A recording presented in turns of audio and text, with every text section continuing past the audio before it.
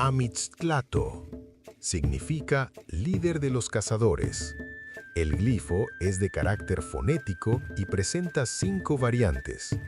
La primera variante se compone de un puma, Mixtli, mirando hacia la derecha del observador, con un remolino de agua, Atl, saliendo de su boca.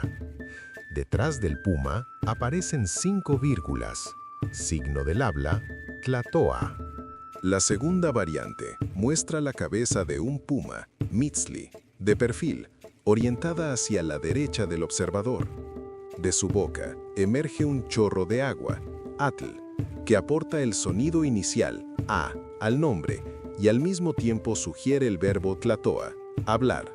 La tercera variante presenta la cabeza de un gato montés o puma, Mixtli, de perfil, mirando hacia la derecha del observador, con dientes prominentes, Tlantli, lo que aporta las sílabas mitz, tla. La cuarta variante muestra una vista frontal del fruto del nopal.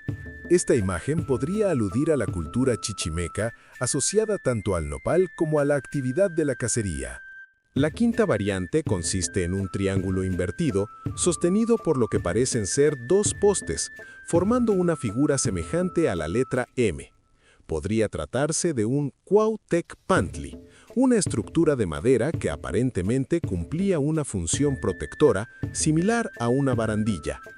No obstante, cualquier relación directa entre Amixtlatlo y Tecpanecatl resulta difícil de establecer. Amixtlatlo significa líder de los cazadores. Con el reverencial se lee Amixtlatolzin.